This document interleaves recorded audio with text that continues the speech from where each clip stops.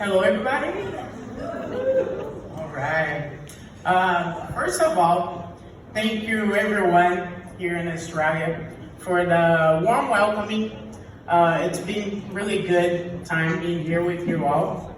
And I also would like to thank especially Professor Marcelo Rezende for inviting me to be here today.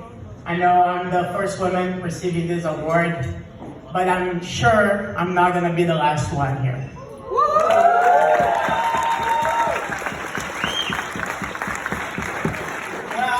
I was thinking what I was going to say here tonight. I was preparing a little speech, and I found out that it's kind of hard to give a speech because always when I try to give a speech, we're trying to inspire people.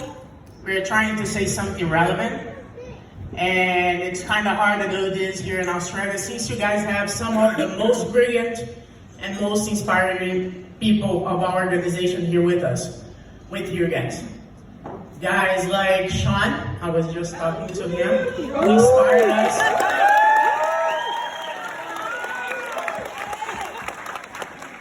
Inspiring us in so many ways, and he feels so grateful for our lives. But I'm pretty sure he also makes some of us feel very selfish because we're never satisfied with what we have. Guys like Professor Marcelo, who inspired all of us with his will of bringing Grace Baja to everyone in this country, and he never stopped to try to make this possible to everybody. So, and I was thinking, it's kind of hard for me to tell how Jiu-Jitsu and how Gracie Baja improved my life and changed my life completely if I don't begin this story even before I started Jiu-Jitsu. I go ahead and I'm going to tell a little bit of you guys. I was always a very energetic kid who never had a lot of discipline. And I always have a huge appetite. I was always hungry. And I grew up in a teenager age, and I was not happy with the way that I look at it.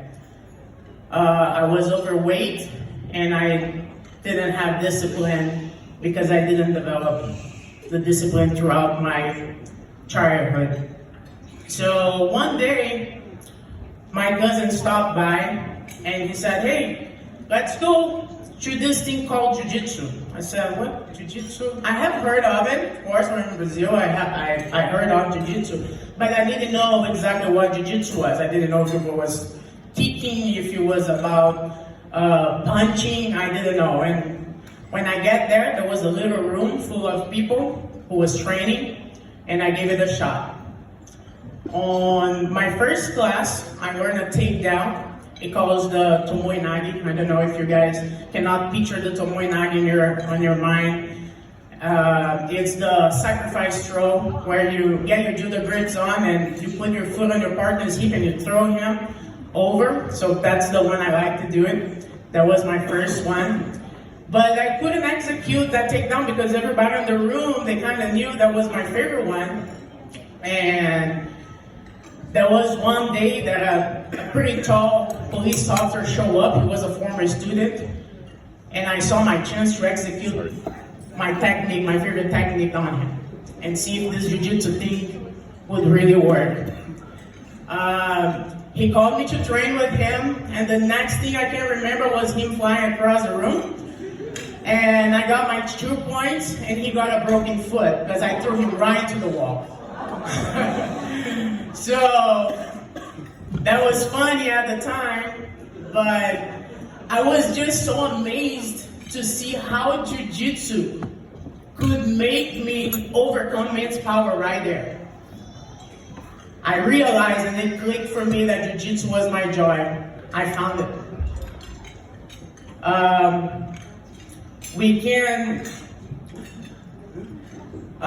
Nowadays I remember, and when I look at back, I was not amazed with the fact that I could beat up the boys.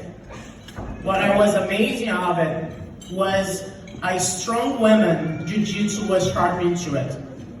a girl that didn't struggle anymore to do diet, a girl who didn't struggle anymore to go to the gym and stick with something healthy. Jiu-Jitsu was making me a better person. And Jiu-Jitsu have a very funny ways to show you that you're capable of doing things that you didn't know you were. When I moved to the United States back in 2008, I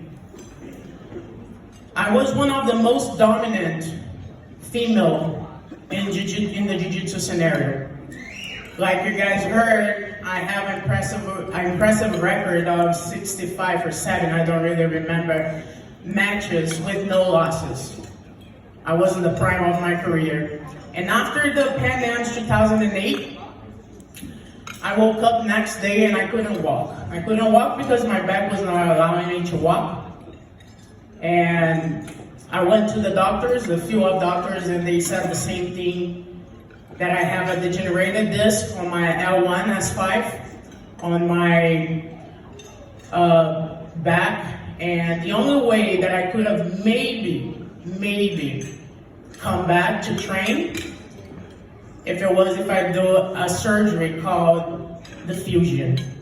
And at the age 23, you don't want to do such of a big surgery.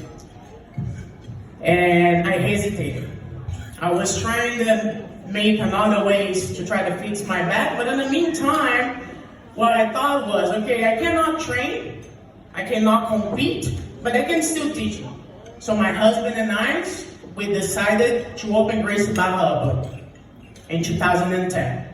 So what I basically did was, all the discipline that I learned, all the will that I had, that Jiu-Jitsu taught me, that the competitions taught me, I put into my school. I wanted to have the best school and the biggest school of my region, and we did it.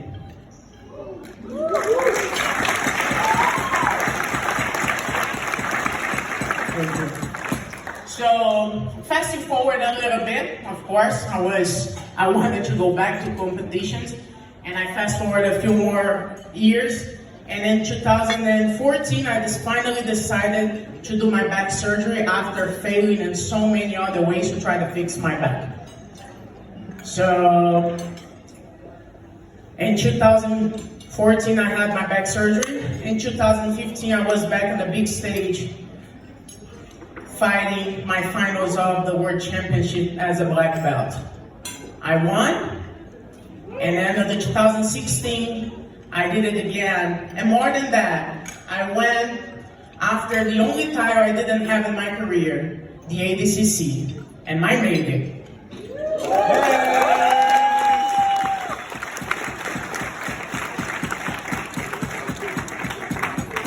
Nowadays, I'm a proud professor who runs a school with almost 300 students. I'm also a wife, and I try every single day to be the best mom I can to my daughter Claire.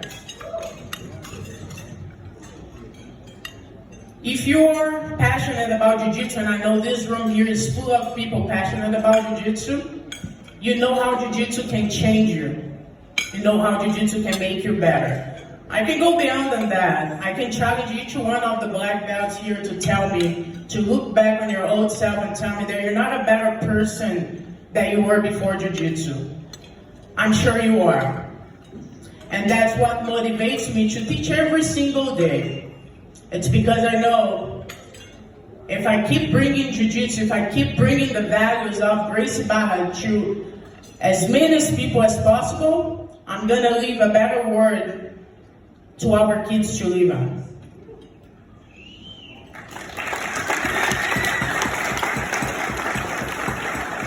So, Gracie Barra has given me more than what I thought I could have. Not even on my sweetest dreams, I thought that I was able to be in a room of so many great people like I am here today, and I would be able to make a living through something I love to do. Now Not just me, but we all have a chance here, the opportunity to give it back to Gracie Barra. We don't teach only Jiu-Jitsu, like I said. We teach values. We teach values that Master Carlos taught to all of us. And Master Carlos once said, do for others what Jiu-Jitsu has done for us. And that's exactly what I do every day, and that's my mission in this organization. Thank you all.